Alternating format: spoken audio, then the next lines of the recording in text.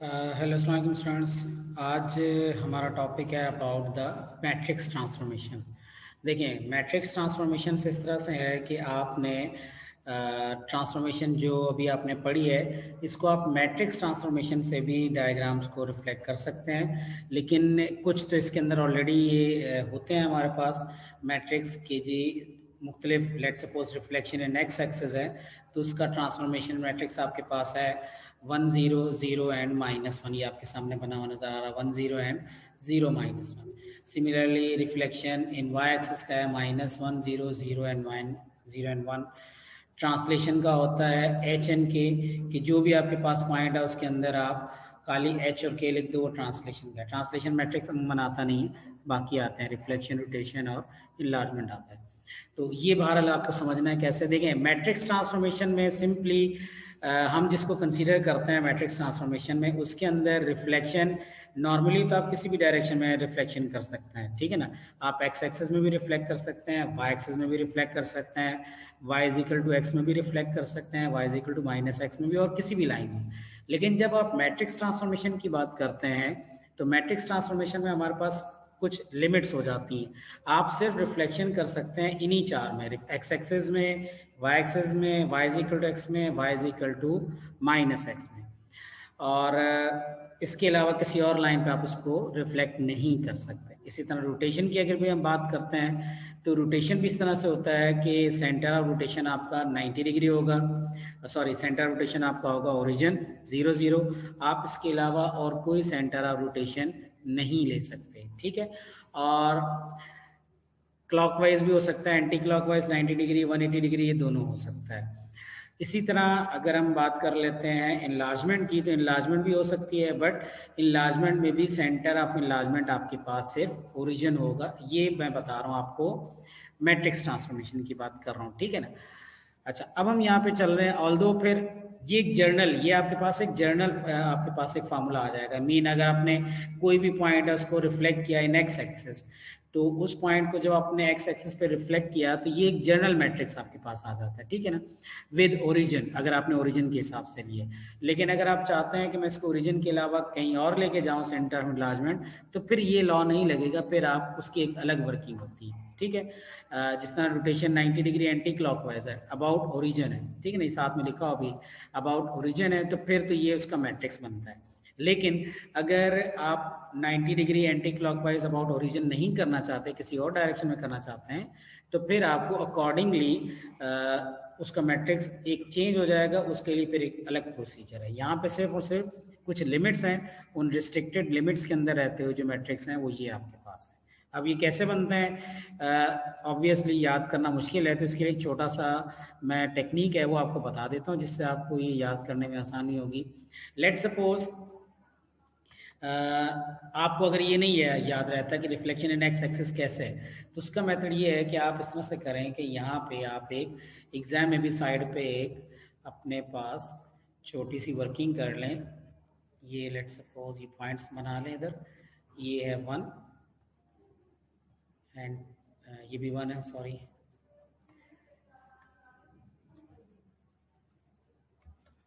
यहाँ भी 1 है, यहाँ वैल्यू है -1, यहाँ वैल्यू आ जाती है आपके पास -1, ठीक है ना। यहाँ दोनों जगह x+1 है, -1, y+1 और y-1। आपने सिर्फ दो पॉइंट्स को देखना है, और उन दो पॉइंट्स आपको, वो पॉइंट है 1, ये मैं लाइन बना रहा हूँ, इसको आपने देखना। लाइन को मैं मेंशन कर देता हूँ यहाँ,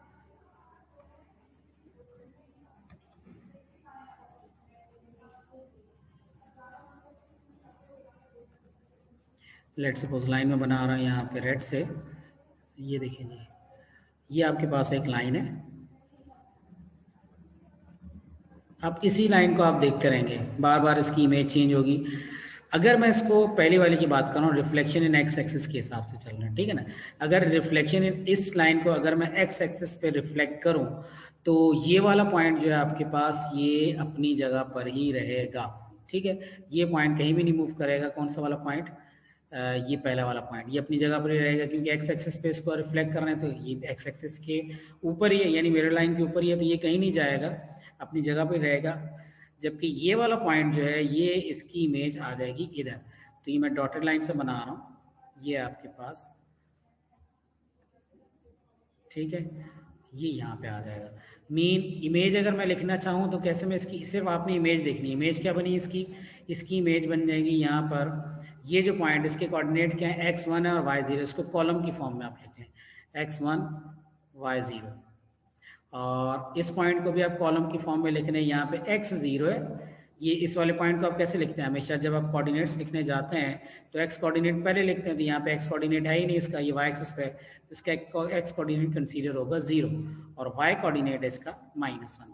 तो ये इसका मैट्रिक्स बन जाएगा 1 0 0 -1। ये ऑलरेडी आपके पास यहाँ पे सामने लिखा हुआ भी है 1 0 0 -1। ये है रिफ्लेक्शन इन x एक्सिस, इस तरह से आ जाएगा, ठीक है।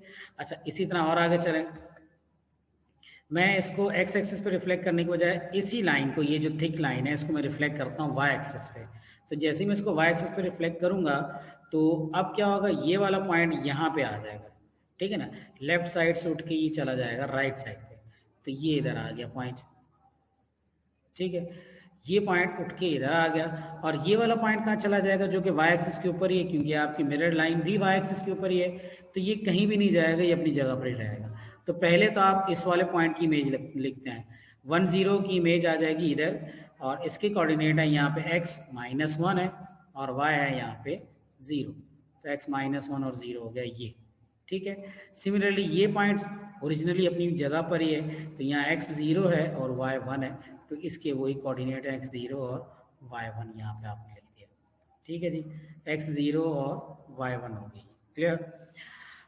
वही आपके पास यहाँ पे बना हुआ भी है टेबल के अंदर भी, कि रिफ्लेक्शन इन y एक्सिस क्या है -1 0 0 एंड 1, वही आपके पास आ गया। क्योंकि एग्जाम में अगर आपको याद ना रहे तो आप साइड पे वर्किंग करके तो ये देख सकते हैं कि रिफ्लेक्शन इन x एक्सिस क्या है और रिफ्लेक्शन इन y एक्सिस क्या है, ठीक है। सिमिलरली अब ये लाइन है हमारे पास रिफ्लेक्शन इन y = x। अब रिफ्लेक्शन इन y = x है, तो उसके लिए आपको एक लाइन बनानी पड़ेगी। ये लाइन मैं यहाँ बना के दिखा रहा हूँ आपको, ये देखिए ब्लैक से मैं लाइन बनाता हूँ, ये है line y = x। y = x बिल्कुल सेंटर में से ऐसे लाइन गुजरती है। अच्छा, ये लाइन क्या करेगी, ये लाइन इस वाले ऑब्जेक्ट को, ये जो पॉइंट आपके पास 1 0 वाला, इस पॉइंट को यहाँ से रिफ्लेक्ट कर देगी ऊपर, और ऊपर वाले पॉइंट को रिफ्लेक्ट कर देगी नीचे। तो ये वाला पॉइंट जब ऊपर जाएगा तो इसके कोऑर्डिनेट क्या हो जाएंगे, ये हो जाएगा आपके पास 0 और 1, ये देखेंगे, ये हो जाएगा आपके पास, ये अगर मैं थर्ड वन लिखूँ तो ये 1 0 ऊपर गया, और ऊपर जाके इसके कोऑर्डिनेट हो गए 0 एंड 1, और ऊपर वाला कोऑर्डिनेट, ऊपर वाला पॉइंट नीचे चला गया और इसके कोऑर्डिनेट हो गए 0 एंड 1, 1 एंड 0। x एक्सिस 1 है और y 0 है, तो पहले x को लिखते हैं फिर y को लिखते हैं, तो ये हो गया reflection in y axis, sorry reflection in y = x, ठीक है। उसके बाद अगर हम नेक्स्ट पे चलें तो फिर है रिफ्लेक्शन इन y = -x, ठीक है। रिफ्लेक्शन इन y = -x कौन सी लाइन है, वो ये वाली लाइन है आपके पास, इसके बिल्कुल ऑपोजिट। तो इसको मैं रब कर देता हूँ ताकि एक ही जगह पे इतना ज़्यादा ये ना हो चीज़ें। तो ये ब्लैक वाली लाइन में रेज कर देता हूँ, एक और लाइन यहाँ ड्रॉ करते हैं, इसके बिल्कुल ऑपोजिट ये लाइन है हमारे पास y = -x, ठीक है जी। अब इस लाइन पे अगर आपने रिफ्लेक्ट करना है तो इस लाइन पे रिफ्लेक्ट करते हो, ये लाइन है y = -x की लाइन, इस लाइन पे जब आप रिफ्लेक्ट करेंगे तो ये वाला पॉइंट इमेज, इस पॉइंट की इमेज आ जाएगी हमारे पास, ये पॉइंट यहाँ से उठ के इस जगह पे आ जाएगा, इसके कोऑर्डिनेट है x 0 और y -1 है, ठीक है। सिमिलरली ये वाला पॉइंट आपके पास, इसकी इमेज यहाँ पे आ जाएगी x 1 और y 0 हो जाएगा, ठीक है। तो ये मैं यहाँ पे लिख के दिखा देता हूँ आपको। So this point here is 1 0 की इमेज आ गई, 1 एंड 0 है तो इसकी इमेज आ जाएगी आपके पास 0 एंड -1, 1 एंड 0 ये बन जाएगा 0 और -1, ठीक है ना। 1 0 जो इमेज थी ये बन गई 0 और -1 पे। इस तरह ये वाला पॉइंट था, यहाँ पे x 0 था और y 1 था, लेकिन इसकी इमेज जब इधर आई तो यहाँ पे हो गया x, इसका बना, पहले x कोऑर्डिनेट लिखेंगे दैट इज -1, और y है इसका 0। तो ये हो जाएगा आपके पास reflection in the line y is equal to minus x. ये आपके सामने है 0 -1 -1 और 0। देखिए अब ये सारे पॉइंट इसी तरह आपके पास क्लियरली चलते चले जा रहे हैं, ठीक है। इसी तरह अगर आगे हम देखें तो ये देखें, मैं इसके बाद आगे फर्दर भी दिखा रहा हूँ आपको कि लेट सपोज हमारे पास अब रिफ्लेक्शन रोटेशन है अबाउट 180 डिग्री अबाउट ओरिजिन, ठीक है ना। अब 180 डिग्री अबाउट ओरिजिन क्या है, वो भी सेम इसी तरह से है। देखिए यही पॉइंट है आगे, और अब ये लाइन ऑफ रिफ्लेक्शन इरेज करनी पड़ेगी, ठीक है। अब देखें ये हमारे पास लाइन है इधर, और लाइन ऑफ रिफ्लेक्शन है हमारे पास। अब लाइन ऑफ रिफ्लेक्शन नहीं है, सॉरी, रिफ्लेक्शन इन रोटेशन है अबाउट 180 डिग्री, ठीक है ना, अबाउट ओरिजिन। सो ये हो जाएगा यही लाइन, आपने इसी लाइन को कंसीडर करना है। अबाउट 180 डिग्री जब इसको रोटेट कर रहे होंगे तो 180 डिग्री पे आपको पता है कि कोई भी चीज़ अपनी जगह से कहीं भी नहीं जाती, वो बिल्कुल एग्जैक्टली जिस डायरेक्शन में होती है उसी डायरेक्शन में आगे ले जाते हैं। ये मैं यहाँ पे दिखा रहा हूँ आपको।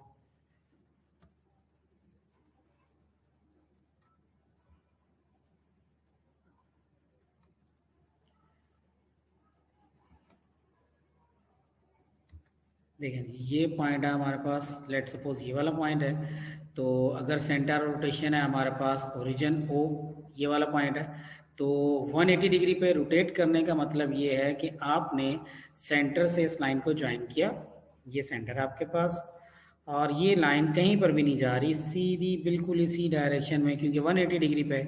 तो ये वाला पॉइंट सेंटर से होते हुए बिल्कुल सीधा सीधा यहाँ पे आ जाएगा, मीन बिल्कुल वर्टिकल मूवमेंट, हॉरिजॉन्टल मूवमेंट करेगा सीधा स्ट्रेट लाइन में। इसी तरह ये वाला पॉइंट सेंटर से गुजरते हुए बिल्कुल सीधा सीधा इस जगह पे आ जाएगा। तो इसकी जो इमेज बनेगी वो ये वाले पॉइंट बन जाएंगे।